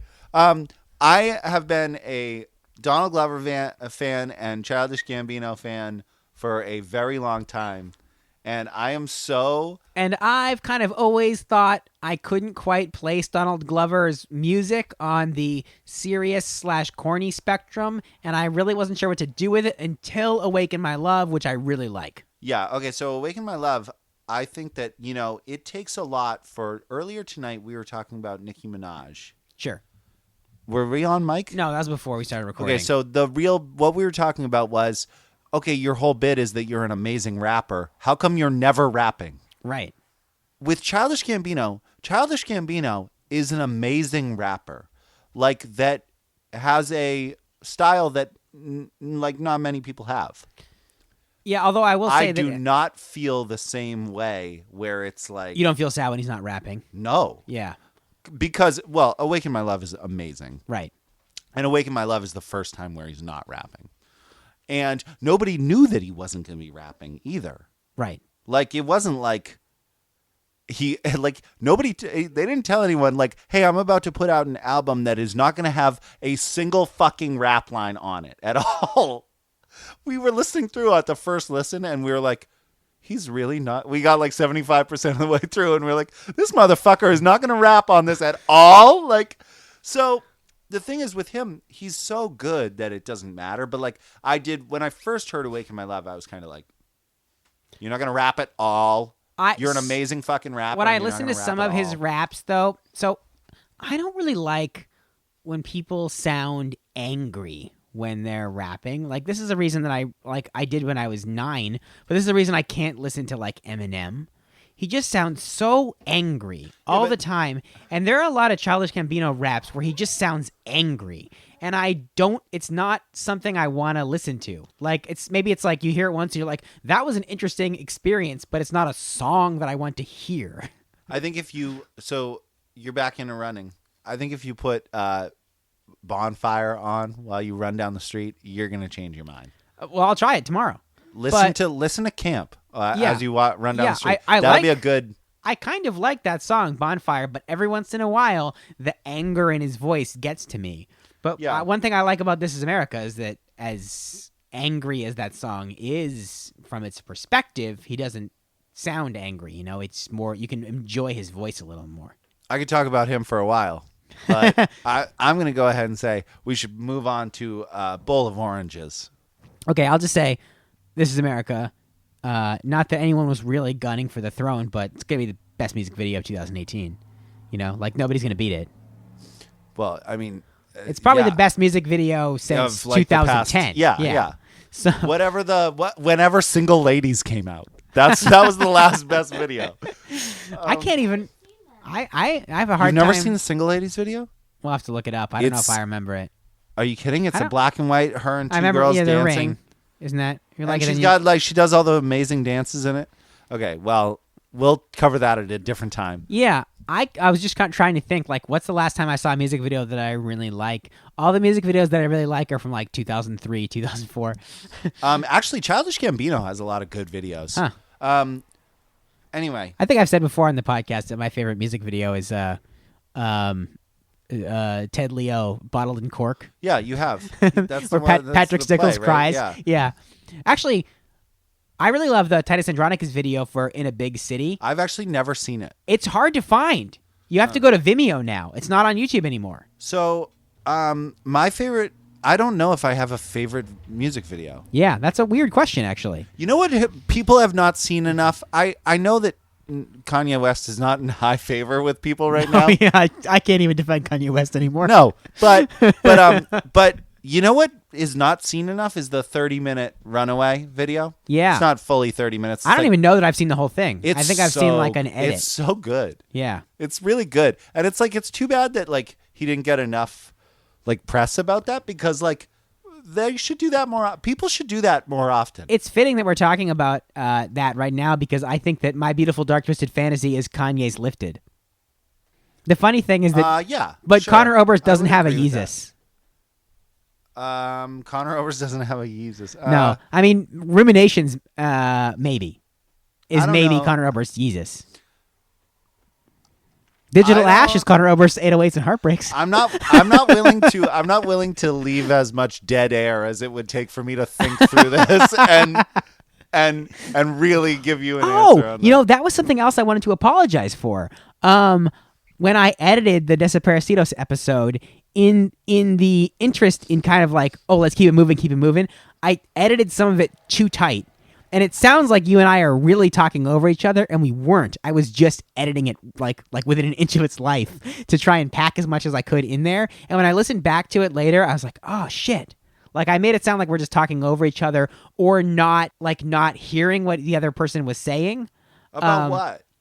About everything? About like political bullshit, probably. Yeah. Yeah, but I inadvertently created more of a sense of that. So hey, you know, as the sense is there. Nobody responded to our MCU Bright Eyes. I feel like when I listened back, I had so many more thoughts on the Saddle Creek MCU, and I forgot what they were. Well, but this is a thing that's going to continue. We're going to have a chart. Yeah. And it's It's going to happen. Phoebe Bridgers is Spider-Man. That part's locked in. And I like that. Who was it? But it was who was the Guardians of the Galaxy? What I feel like we said Big Thief, which I don't know that I support that anymore because, okay, truthfully, if there's anything that threatens the fifth golden age of Saddle Creek, it's that I feel like Big Thief is very volatile as a band, and we don't really know it yet, but I just get that sense. Mm-hmm. Like, the fact that Adrienne Lenker's, going on solo tours at, the height of Big Thief's popularity, there's, Yeah, and not playing any of the fucking hits when she does it. I saw a video, I saw an NPR, video performance of Big Thief, and Buck Meek just wasn't there. He had a different gig with a different band that night, so they played as a 3-piece, and it's dude, Big Thief's your band right now. This is go with what's hot, man. Yeah. You can't be off playing with some other fucking band. Ringo didn't miss any Beatles gigs because of his other band. It's you gotta go where it's hot. And but the fact that he didn't, I was like, something's not right in the state of Big Thief's Denmark. Well, maybe Adrienne Lenker's fucking crazy, I don't know. Maybe she's like a Axl Rose, where she's never going to be able to really hold down a band, I feel like Big Thief, they're a great band. Also, they completely displaced another great band that sounds just like them, which is the band Mothers. So I feel like Big Thief has a lot that they're responsible for, you gotta do this right, guys. And I just feel like I'm worried they're not going to. So let's talk about Bowl of Oranges. Okay, get a little closer to the microphone. Let's talk about Bowl of Oranges. The rain had started tapping on the window near my bed. There was a loophole in my dreaming, so I got out of it. The craziest thing about Love I Don't Have to Love is that, the big beat fades out and it goes in. It's there's a little bit of sound. And then it's oh yes, I was I couldn't remember what the piece was, but yeah. And we go from the romantic nihilism of Love I Don't Have to Love to the rain had started tapping on a window near my bed. There was a loophole in my dream, and it's whoa, what a whiplash. Out of context, that's hilarious. Yes. That's amazing that he was able to pull that off, and it's not laughable. So what I love about Bowl of Oranges is that it's a totally earnest and pretty song about seeing the beauty in the world. Mm-hmm. And it also has all this silly imagery and stories. So its cousin in the Conor Oberst canon is the song True Blue. And they're both united by weird stories about doctors. Yeah. So in this one, he finds a doctor who's not feeling well, and he helps him by holding his hand. Yes. And then in True Blue, Conor Oberst gets sick, and the doctor comes to visit, and he tells him, if you came back with a blue bag, I think I'd be better. And so the doctor leaves and comes back with a blue bag, and he feels better. And I just think, also, Conor True Oberst Blue is a ridiculous song, yes, too. But in general, I think Conor Oberst has very funny medical opinions. He's got funny. If he's going to mention a doctor in a song, he's going to say something very weird and funny about that doctor. Yeah, that's true. He does do that. That's true. Yeah. The Bowl of Oranges is a song that every word is ingrained in my brain, where it's I know the words back and front, and I just have been listening to this song for so fucking long. Yeah. That it just really is. It's just a part of me. It's another really syllabically pleasing song. Yes, it is. To my surprise, my eyes were wide and already open. Yeah. Yeah. I love the way that the song flows. It's got a ton of words. I like that he's constantly just telling this I love all that. It's just an awesome fucking song. The music is weird. The music's really weird. It's there's some flute. Yeah, it's a flute-driven band, It's a weird sound. Which he's done the flute rock before on Fevers and Mirrors. Yeah. It's G.R.I.P again, by the way. Yeah. Shout out to G.R.I.P. Playing flute. Thank you, stranger, for your therapeutic smile.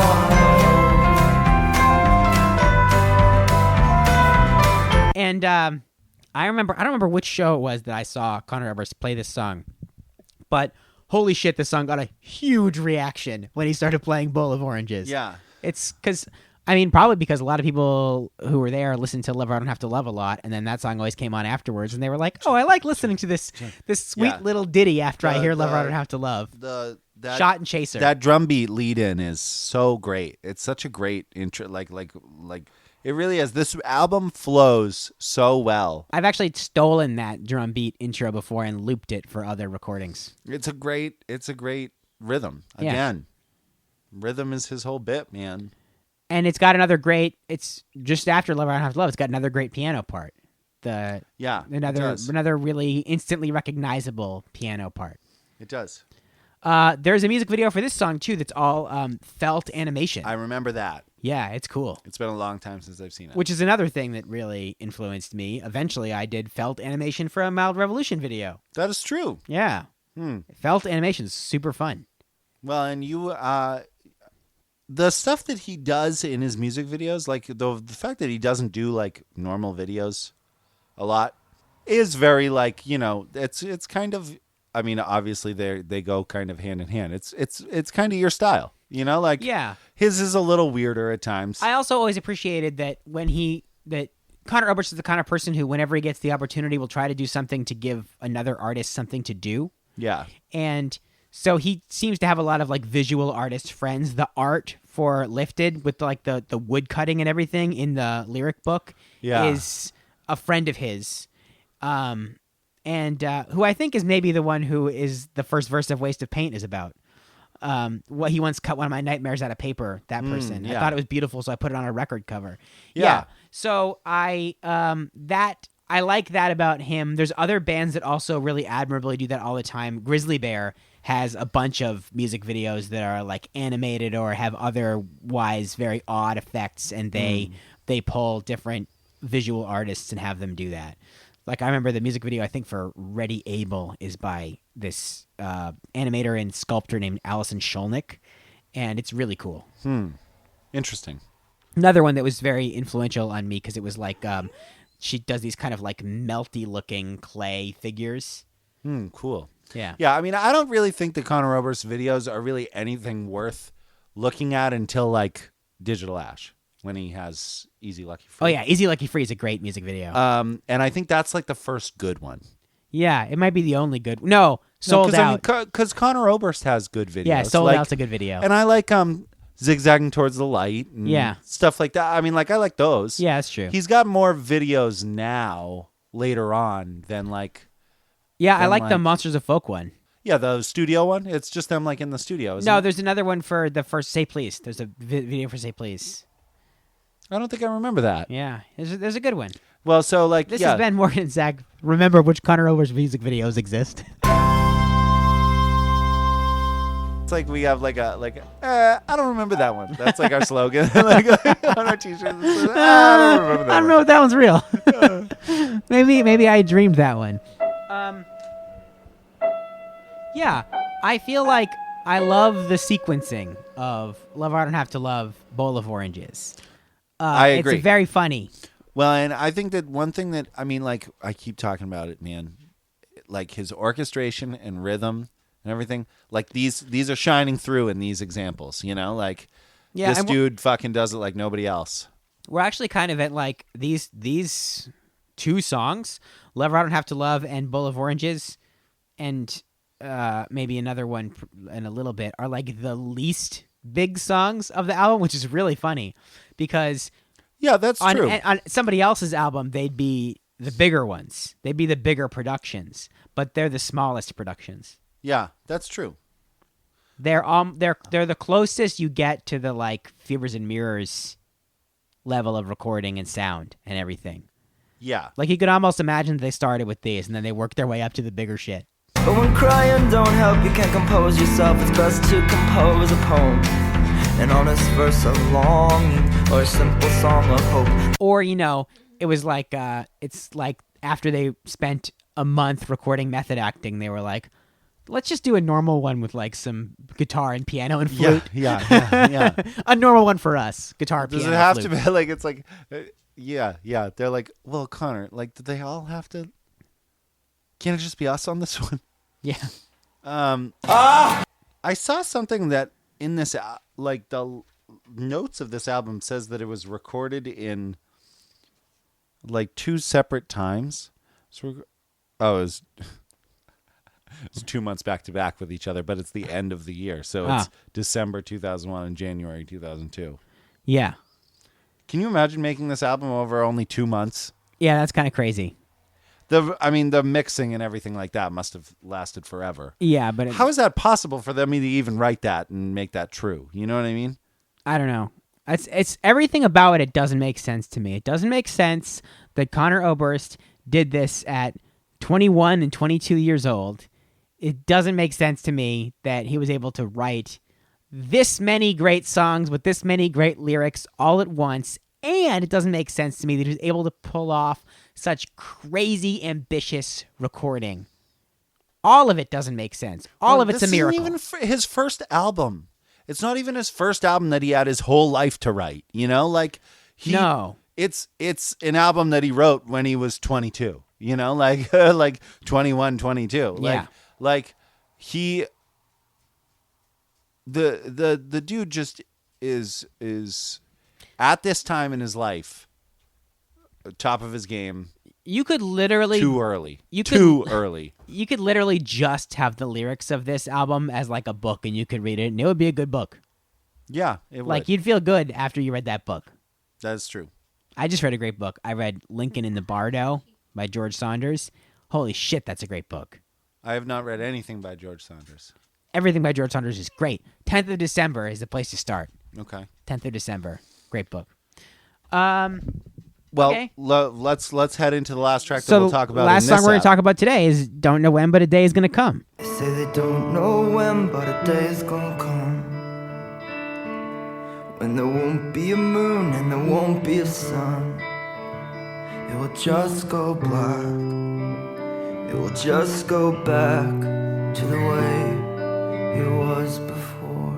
Which I loved when I was first listening to Bright Eyes. Yeah, it's Conor Oberst's atheist anthem. Yeah, now later on, I'm not crazy about this song, mainly because I almost even find the really beautiful orchestration in this song kind of hard to listen to at times because it's so intense. It's intense, and the song is sad and kind of grim. And his lead up to the intent, what's the line that he keeps saying when it's building up? Oh boy, I feel stupid. Could you please stop explaining? Yeah. Give you some understanding. Yeah, when he's doing all that bit, it's like hard to listen to.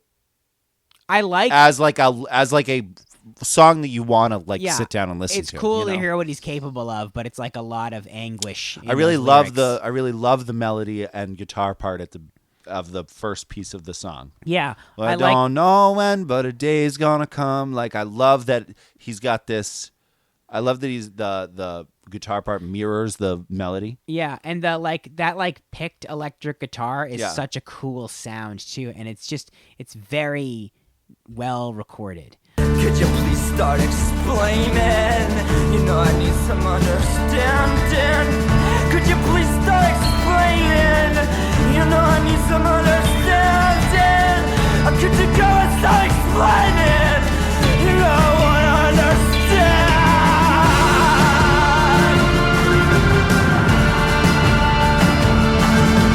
This is another one of the songs that has it's the drum corps drums. I think I wrote on my notes. Drums. I wrote school band drums. Yeah. But in a way that's cool. Like it's like one of those big bass drums that you mute with your knee.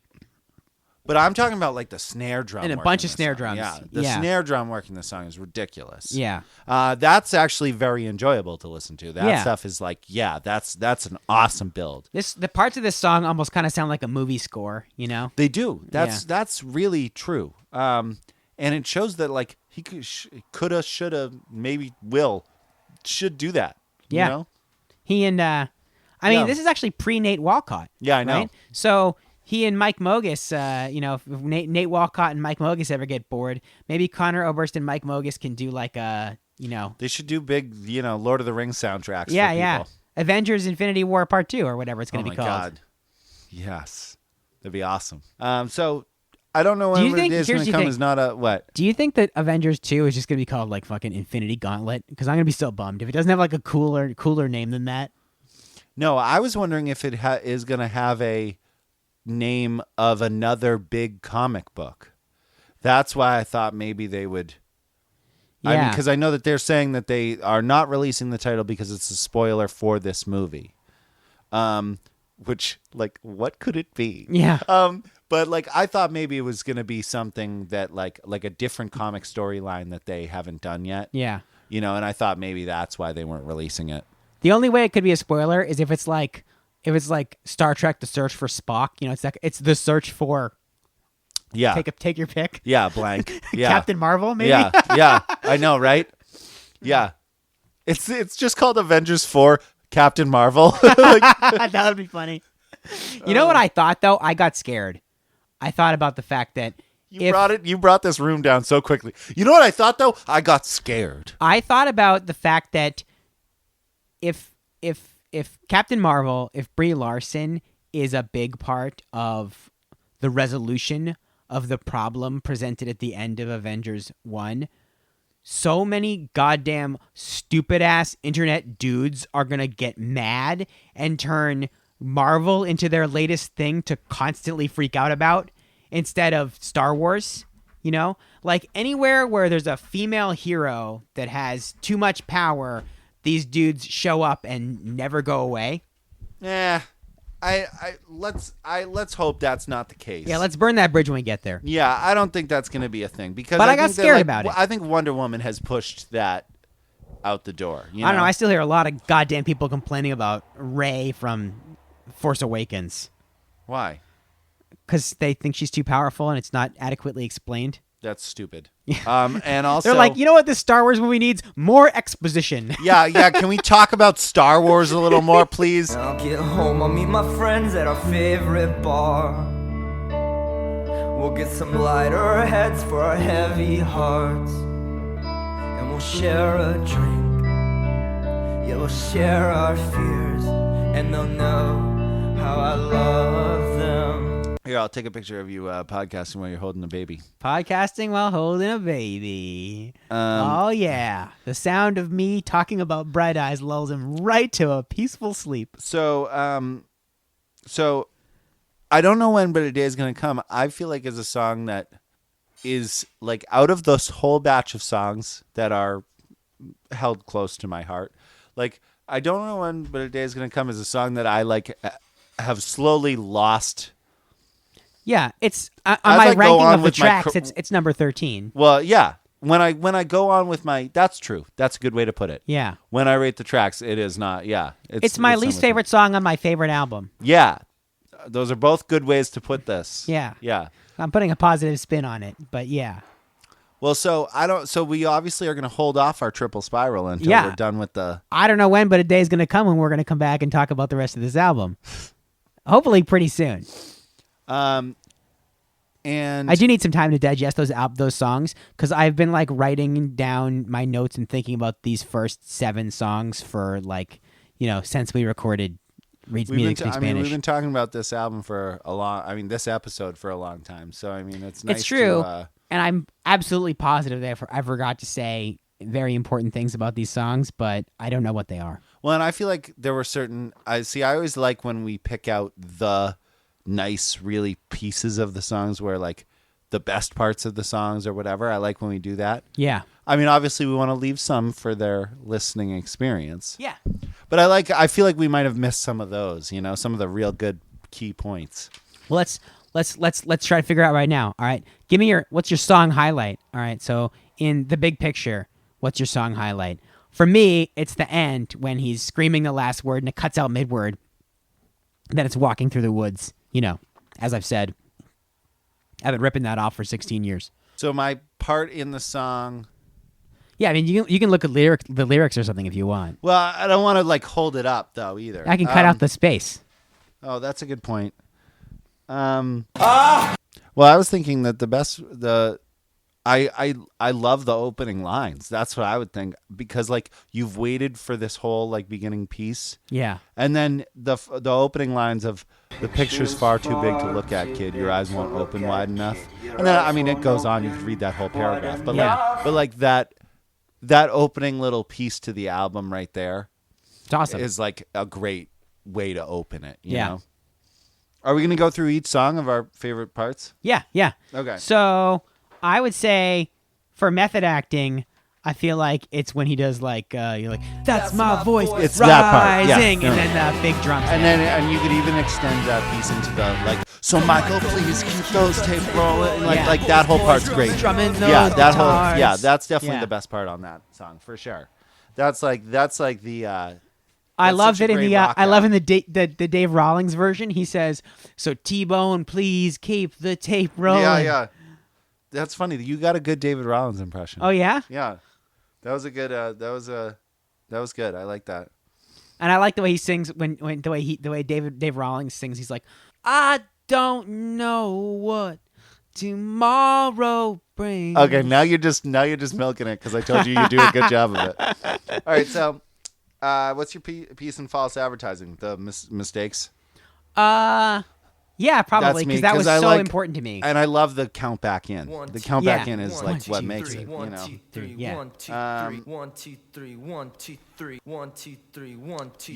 You will, for me, it's the stepping forward to the microphone. You will return to me. Song explodes.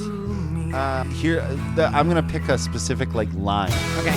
For this part. Okay. Which is the part where he says, "You'd be my dream. I could have you every night.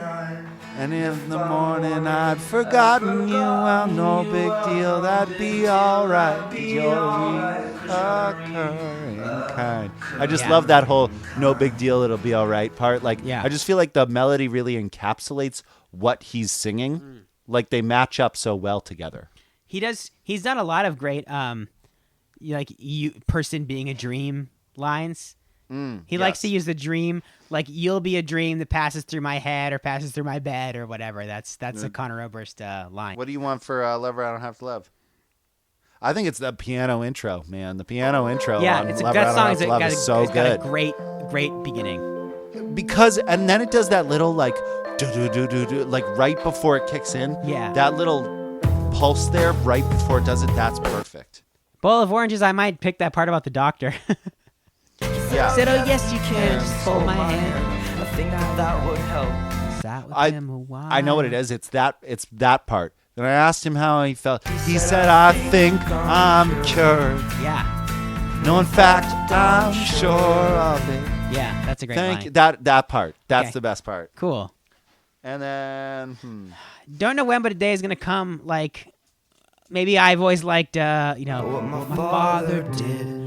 It don't mean shit. I'm not him. I like that. I always liked the bit about if I sold my soul for a bag of gold, who would be the foolish one? Yeah. I like all that Which stuff. Which one of us should be the fool? I like all Which that one stuff. of us should be the foolish one? Yeah. Which one of us should be the fool? Yeah, I like that imagery a lot, especially within the context of the song. Yeah.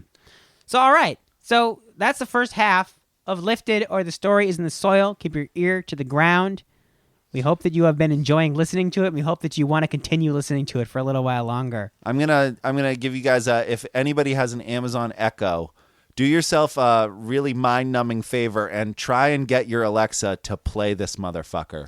Because if you say, "Alexa, play the album Lifted or The Stories in the Soil, Keep Your Ear to the Ground" by the band Bright Eyes, any combo, it will not work.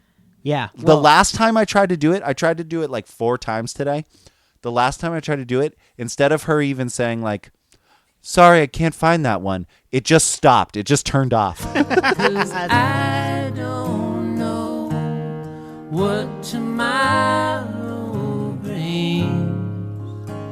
It's alive with such possibility. But I know that I feel better when I sing. But inside